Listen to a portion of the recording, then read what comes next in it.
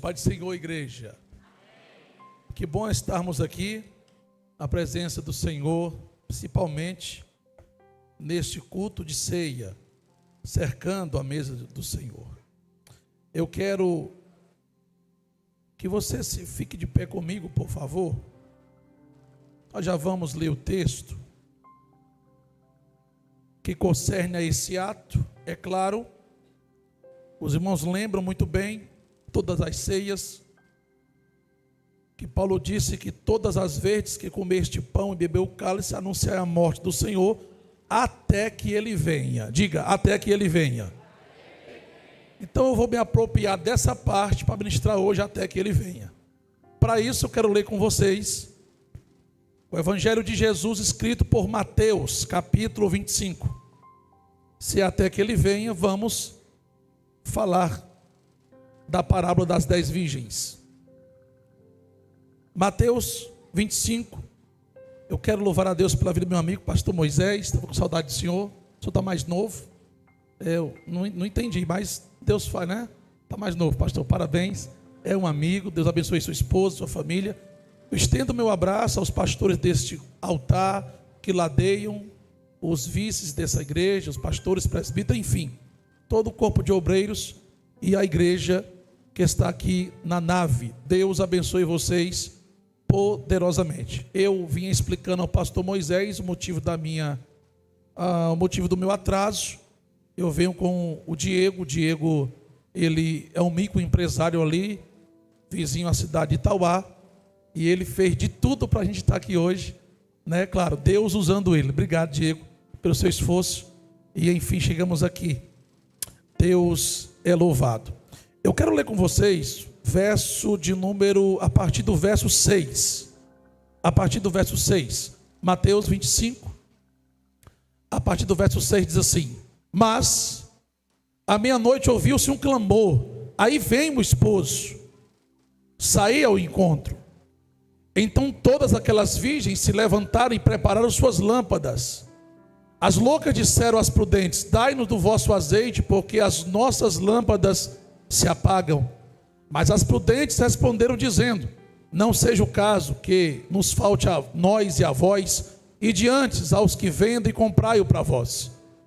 E tendo elas ido comprar, chegou o esposo, e aqui estavam preparadas. Entraram com ele para as bodas, e fechou-se a porta. Somente até aí. Tome seu assento. Vamos refletir sobre esse texto. O método mais importante usado por Jesus para alcançar vidas é muito conhecido, que era o método das parábolas. A palavra parábola significa lançar perto de algo, lançar alguma coisa. E o que era lançado era a palavra de Deus. E quando alguém tinha a revelação da salvação, convertia o coração a Deus pelo lançar dessa palavra. A parábola consistia no método em que Cristo pregava como se fosse filtros. Por exemplo, se Jesus estivesse diante de uma multidão que na maioria trabalhasse com pesca, Jesus tratava de pregar uma parábola que tinha a ver com pesca. Se Jesus, por outro lado, tivesse diante de uma multidão que na sua maioria ou na sua base trabalhasse com agricultura, Jesus pregava uma parábola que tivesse a ver com agricultura. A parábola é uma comparação de algo e alguma coisa.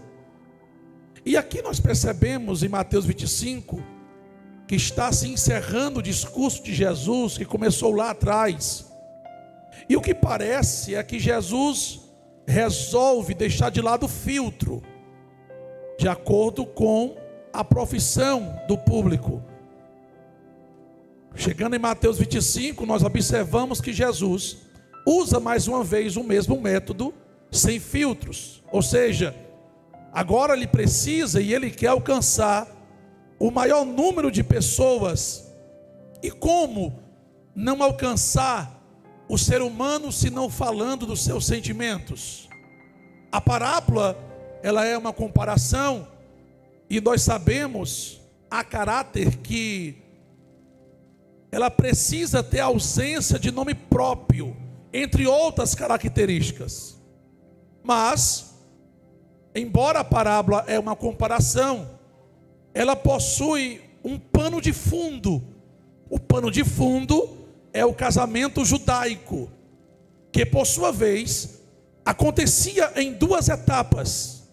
A primeira etapa consistia quando o noivo pedia a noiva em casamento para os seus pais, e com a autorização dos pais, o noivo pagaria um alto preço, eu disse um alto preço, pelo documento desse casamento, como se fosse hoje, e como é hoje ainda o casamento civil.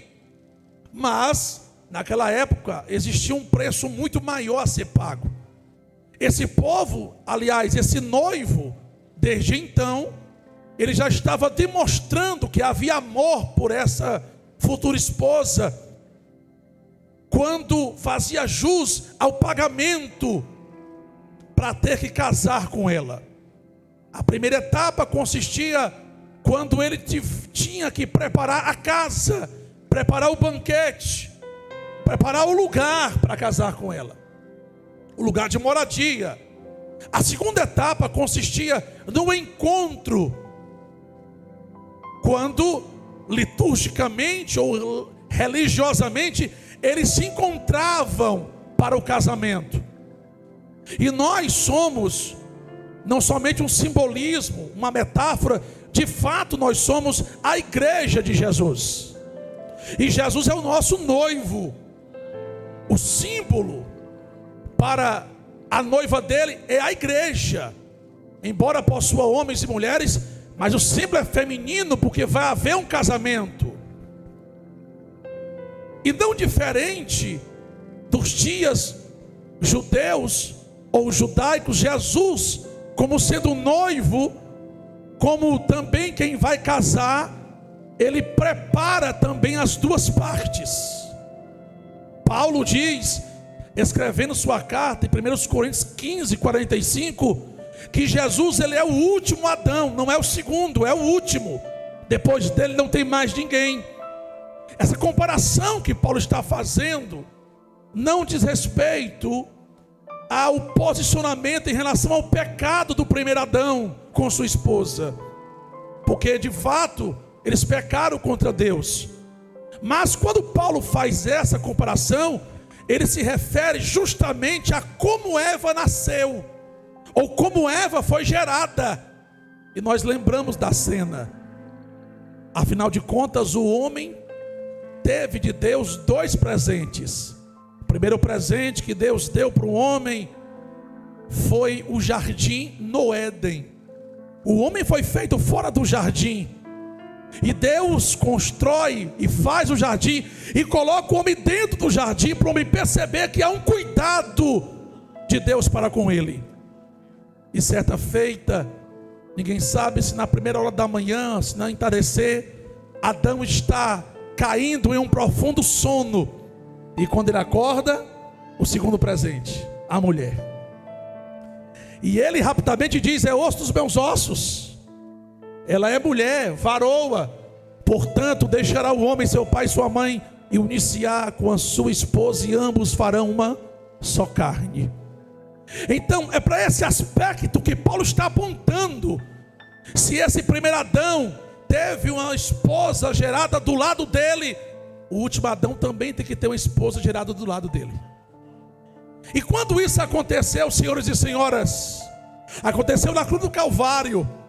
Este último Adão está na cruz do meio, e daria 7 brados, e o sétimo brado, o último brado é tetelestai, ou seja, está consumado, está pago, está quitado a dívida. Ele rende o espírito.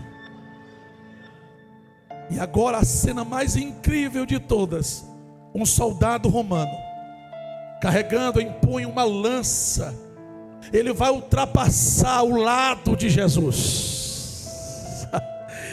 E ele percebe que saem as últimas gotas de sangue, as últimas gotas de água. E ali a igreja estava sendo gerada do lado de Jesus. A igreja é gerada do sangue, do seu próprio sangue. A igreja tem preço de sangue. A igreja não vale libras da Inglaterra. A igreja não vale o euro da Europa. A igreja não vale o real do Brasil. A igreja tem preço de sangue. Aleluia! Preço de sangue, sangue de um justo. E há um tremor de terra, o céu se escurece,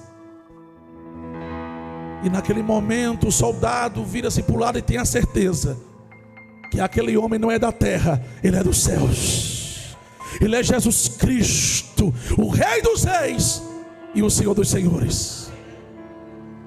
E naquele momento ele vai passando. A igreja que estava sendo formada de uma base judaica já tinha escutado da própria boca de Jesus que nem as portas do inferno prevaleceriam contra ela. Agora eles estão vendo ele se render para que a igreja ganhe, para que a igreja seja conhecida. Ele morre por todos, e dali a sua igreja é extraída, é gerada do lado de Jesus. E como um bom noivo, ele deixou claro também que seguiria as etapas do casamento. Ora, foi justamente na ceia, senhores e senhoras, que João escreveu o capítulo 13, 14, 15, 16 e 17. E quando Jesus toma a dianteira da ceia, os olhos estão lagrimejosos. Ele olha para o público, para os seus discípulos, ali que eram poucos, e já adianta dizendo: não se turbe o vosso coração. Credes em Deus, credes também em mim, porque na casa de meu pai já tem morada. E se não fosse assim, eu teria dito que eu ia preparar lugar, porque eu virei. Por isso que até que ele volte. E quando eu vi, eu receberei. A palavra grega para receber é paralambano. É de levar para cima, é de levar para os altos, é de receber nos céus. E a promessa está feita, a primeira etapa já está cumprida. Ele já organizou a casa e o banquete, e só falta a segunda etapa. Qual é a segunda etapa, pastor? É o encontro da igreja com o seu noivo, que acontecerá nos ares.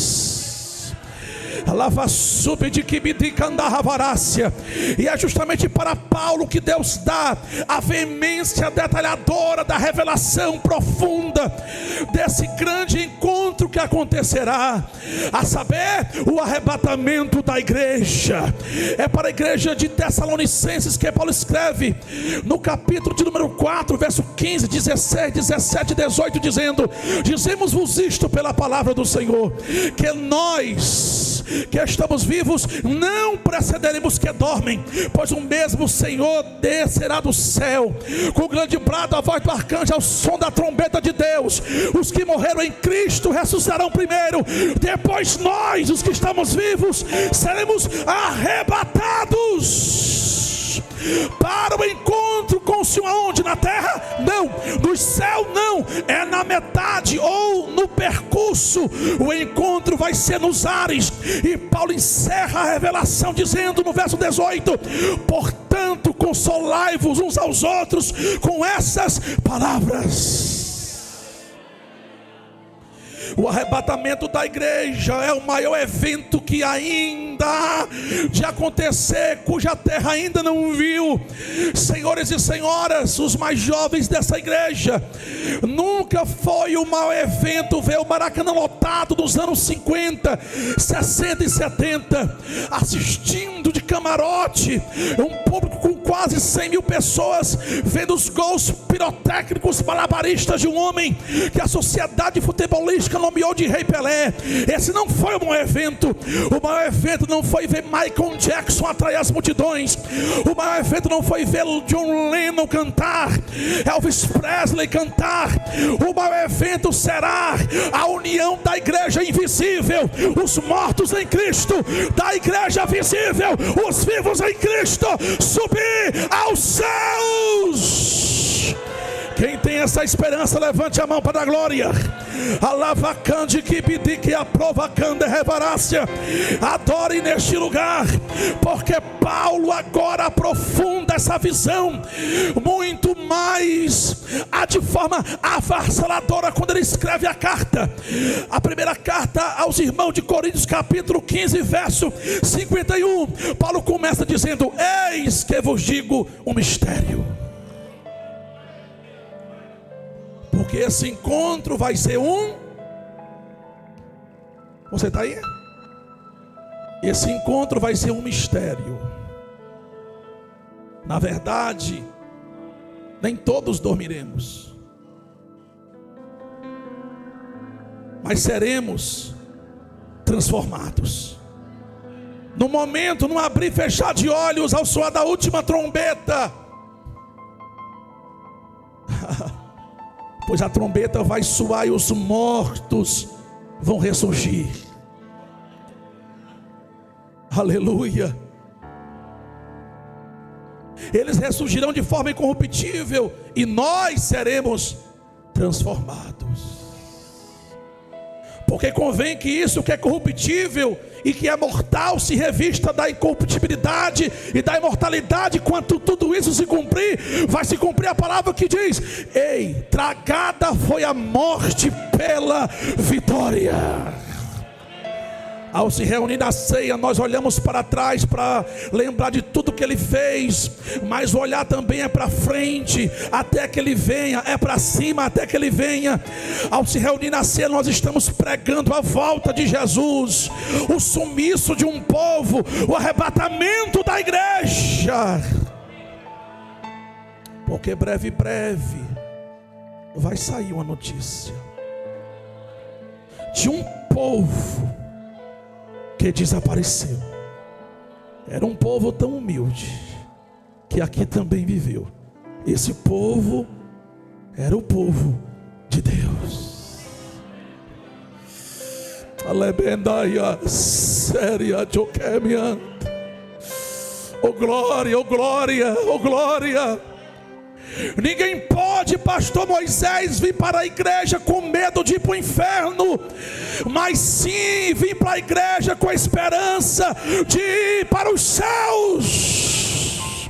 Pode ser nessa noite, após essa ceia, que esse céu se abra e aconteça o maior evento que a terra jamais viu: o arrebatamento da igreja, o encontro da noiva de Cristo com o Senhor.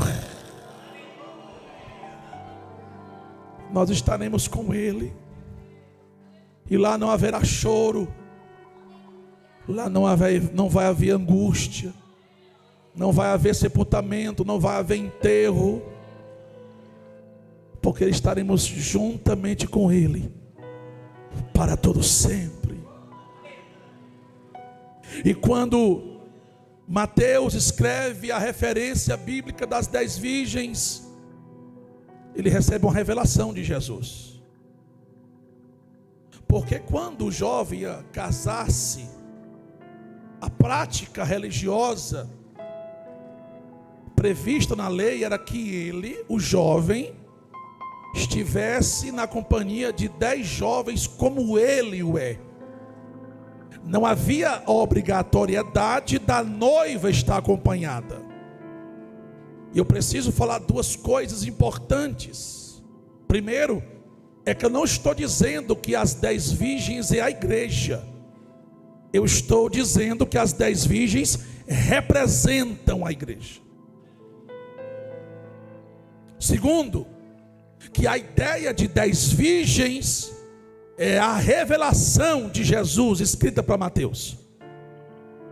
Porque a ideia é que, se do lado de lá tem 10 homens ou moços, ou jovens virgens, do lado de cá também precisa ter 10 moças virgens. Logo, o número 10 é completude, pois o homem só é completado após a mulher ser gerada. Por isso ela ganha o papel de ser adjuntora. Enquanto o homem tem uma missão, a mulher tem uma submissão. E Jesus iguala, porque para ele, e deve também ser para nós, não há ninguém menos importante que o outro, ou mais importante. Por isso foi feita do lado, porque os dois formam um e são importantes para o Senhor. 10 virgens se dividem, se divergem, se caracterizam. É aqui que marca a parábola. É a preparação para o encontro, e não a somativa de quem fica e de quem sobe, porque é uma parábola, ninguém ficou e ninguém subiu. 10 virgens tinham azeite em suas lâmpadas. Aliás, 5 virgens tinham azeite em suas lâmpadas e tinham azeite reserva. Já outras virgens, que caracterizam a imprudência, tinha até azeite na lâmpada, mas não tinha azeite reserva. Era imprescindível e importante, e de cunho de responsabilidade, que não houvesse somente azeite na lâmpada, mas sim o reserva, porque ninguém sabia que hora a festa ia começar. Por isso o verso 13 encerra a parábola dizendo: porque não sabeis o dia e nem a hora que o Filho do Homem há de vir. Aqui está expressa, pastores que estão na minha retaguarda, a doutrina que chamamos de iminência, que se refere àquilo que pode acontecer a qualquer momento e não tem sinais. Pode ser daqui a pouco. Pastor, se for daqui a pouco, como é que fica? Fica que a ceia é transferida lá para o céu. Não, vou repetir. A ceia é transferida para os céus. Porque enquanto aqui diáconos, oficiais da igreja, distribui a ceia, lá no céu vai ser Jesus que vai entregar a ceia. Você já imaginou Jesus entregando a ceia? Nas bodas do Cordeiro e na ceia do Senhor? Meu Deus, como é maravilhoso pensar nos céus. Por isso que ninguém tira você da igreja, porque você só vai sair daqui se for para os céus. Agora, chamamos a atenção para as lâmpadas. Primeiramente, carregar a lâmpada era a responsabilidade, porque até para cultuar exige-se responsabilidade de culto. Ninguém cultua de qualquer forma, de qualquer jeito. Não é que seja algo robótico, litúrgico. Paulo disse, Romanos 12: quero vos, irmãos, que entreguem os vossos corpos em sacrifício. Porque o culto não começa quando você recebe, o culto começa quando você entrega. A lâmpada feita de barro grosso tinha um funil de cabeça para baixo, com a parte mais fina para cima, a parte mais aguda. E essa parte mais aguda e mais fina servia para a entrada de ar e de azeite. Agora, algo muito revelador, porque a lâmpada, eu vou falar devagar, a lâmpada só pegava fogo se tivesse azeite. Não, peraí, vou repetir isso aqui. De outra forma, se colocasse água, não pega fogo. Se nos dias de hoje colocasse uma Coca-Cola, não pegava fogo. Um suco natural, light, diet, não pegava fogo. Mas se colocar azeite, a lâmpada pega fogo. A igreja de Jesus tem que ser acesa. Quando ele olha do céu para a terra, ele não está vendo somente conjuntos e departamentos. É nossa organização. Ele está vendo luzes acesas e dizendo: ali está a minha igreja, Ali está a minha noiva, está acesa, está no azeite, na presença do Espírito, e está aberto para isso acontecer. Ele está às portas. Aleluia. 10 virgens são nécias ao ponto de não ter azeite reserva, de pensar que o azeite que está na lâmpada daria conta de esperar tudo acontecer, e quando de repente todas dormem, porque não há pecado em dormir, não há problema em dormir. Sabe qual é o problema, igreja? O problema é dormir sem azeite, porque quem dorme sem azeite acordará sem azeite. Aleluia. Posso repetir isso para você? Quem dorme sem azeite acorda sem azeite. Você pode dormir, mas durma com azeite, porque os salvos ouvirão o toque de uma trombeta, e esse azeite é o maior simbolismo da presença do Espírito Santo na igreja. Por isso Paulo até orienta aos presbíteros, dizendo que se tem alguém enfermo na igreja, são os presbíteros, que eles orarão e derramarão azeite, e se tiver enfermidade será até repreendido e até pecado perdoado. É o azeite que faz a igreja ferver, é o azeite que atrai o crente para a igreja. Ele pode estar passando crise, prova, luta, oprimido, mas o azeite traz ele para a presença de Deus. Ei, levante a sua mão para o céu, porque desce azeite para nossas lamparinas agora. Coloca azeite, coloca azeite, coloca azeite, derrama azeite. Coloca azeite, deixa o fogo pegar. A Assembleia de Deus nasceu debaixo de fogo, ela caminha debaixo de fogo e vai ser arrebatada debaixo de fogo. Quem está comigo nessa pregação, deixa eu ver. Tem vaso ali atrás, pastor, tem vaso aqui no meio, do lado de cá, do lado de lá. Receba azeite nessa noite e deixe essa lâmpada arder em fogo, porque ele vem buscar a igreja acesa, avivada, polida pela presença de Deus.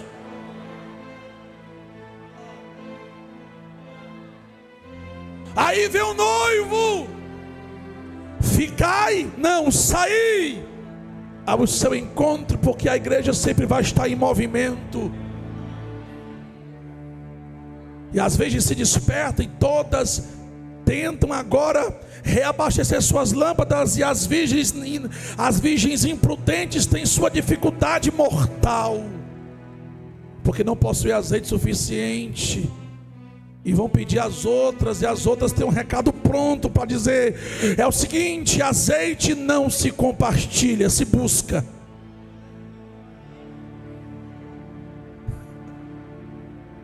Então vá lá, comprai de quem vende, porque a gente está pronta para ir com o noivo. E quando elas foram, a porta se fechou, porque é uma porta aberta da graça, mas ela vai se fechar. E a pergunta é retórica, ou seja, não precisa de você responder agora, só para você pensar: de que lado estaremos dessa porta? Do lado de fora ou do lado de dentro? O que garante, pastor, estar em um dos lados é a presença ou a falta de azeite. Não adianta carregar uma lâmpada apagada dizendo que tem azeite, porque mais difícil de ter um fogo estranho é sustentar um fogo fantasma.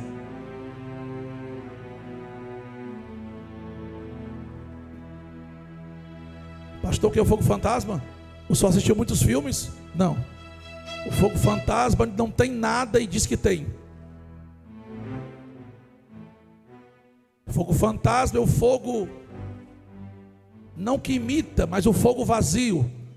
Não tem mais cinza, não tem mais nada, mas fala como se tivesse, se veste como se tivesse, mas não tem nada. Demia sergedui terefia. O damancho comum de revasse. E só podem proclamar a volta dele, olhando para trás e agora para cima e para frente, só quem tem lâmpada acesa. Deixa eu ver quem tem. Levante a sua mão para glorificar. Pastor, e se a lâmpada estiver se apagando, ainda dá tempo buscar nessa noite. Deixa a lágrima descer, deixa borrar a maquiagem, deixa a cabelo assanhar. O que importa é que você receba azeite. Para quê, pastor? Para subir.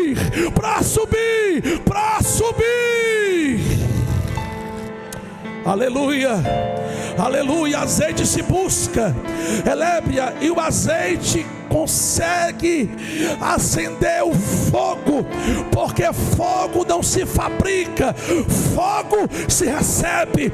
Então recebe essa presença nessa noite. Nós fazemos parte das virgens, que dentro da parábola tem o ensinamento de subida, e não vamos ficar. Nós iremos com o noivo, nós iremos subir. Alabacande que minábria, subirão, pastor, quem? As preparadas. Elébria, não precisa de ter muitos seguidores na rede social, não precisa ter nome famoso, não precisa ser conhecido, só precisa estar preparado, porque o dia e nem a hora ninguém sabe, mas ele tem preparado esse tempo para a nossa vida. Escapa-te pela tua vida, porque o arrebatamento é real. Fique de pé comigo, por favor. O arrebatamento é real. O arrebatamento é uma verdade doutrinária.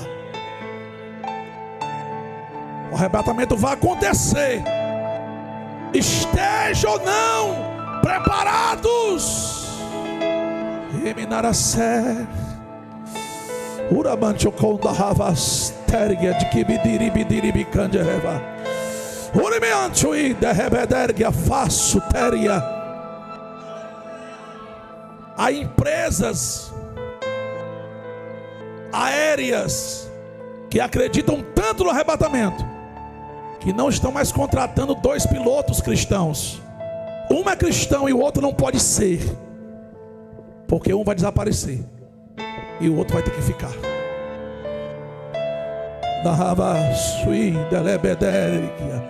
Aguça os seus ouvidos, porque esse fato, esse evento pode acontecer daqui a pouco. Prepare o seu coração, deixe esse fogo arder.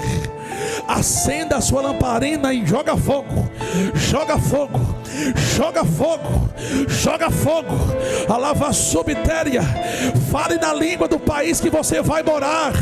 Deixa Deus te tocar, deixa Deus te renovar. A porta vai se fechar, mas a notícia boa é essa: é que quem entrou afastado, é que quem está enfraquecido, é que quem está sem espiritualidade hoje pode reconciliar com Jesus. Escapa-te pela tua vida. Pastor, eu conheço irmãos que não creram no arrebatamento. Não tem problema, vai acontecer do mesmo jeito. Eu conheço líderes, pastor, que não crê, não vai mudar nada. O arrebatamento vai acontecer, e nós faremos parte desse encontro, desse casamento. Feche os seus olhos e adore e glorifique a Deus. Isso, vai, pega a sua lâmpada. Isso, pega a sua lâmpada, vai, pega a sua lâmpada. Pega a sua lâmpada agora, pega a sua lâmpada. Pega a sua lâmpada, pega. Cadê você que vai com a lâmpada? Cadê? Deixa eu ver. Tem gente aqui com a lâmpada aqui, ó. Aqui tem lâmpada acesa, aqui na frente, ó. Releva, aqui na mocidade tem lâmpada acesa. Ali atrás tem gente com lâmpada acesa.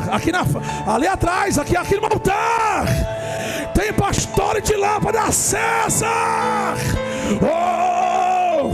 Isso, dá um grito de glória, de aleluia. Levanta a tua voz em oração, abre a tua boca, rasga o coração, pega a lâmpada e acende agora. Eu vou deixar você adorar. Aqui na frente tem gente adorando, aqui na frente. Do lado de cá tem gente adorando. Eu escuto um barulho de língua estranha. Eu escuto um glória a Deus nesse lado de cá, um aleluia ali, ó. Cadê você com a sua lâmpada? A porta vai se fechar e não custa nada você pegar essa lâmpada agora e abastecer e encher. Deixa derramar. Cadê você para dar glórias? Cadê você para dar aleluia? Cadê você para reabastecer isso? Na canção desse louvor.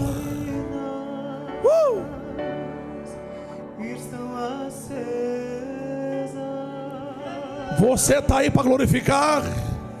Só eu estou esperando, meu Deus, o barulho dos seus passos em direção à porta. É só bater que eu vou abrir para o Senhor. Quem crê?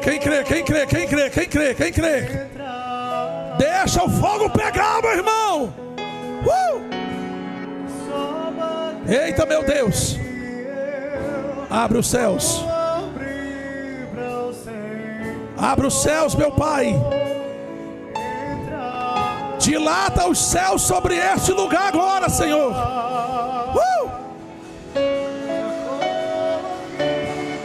Cante. Então diga bem forte. Pode buscar a sua igreja. Pode buscar a sua igreja. Oh meu Deus. Oh meu Deus. Cadê os vasos dessa igreja?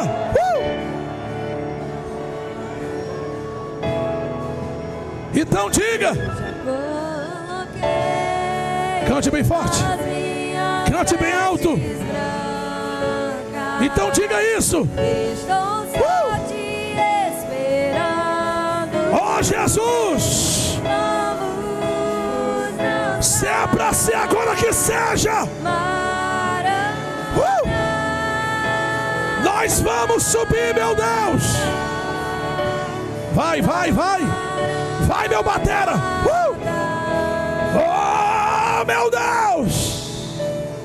Labacanda revas, Shuribicanda canda ravassai.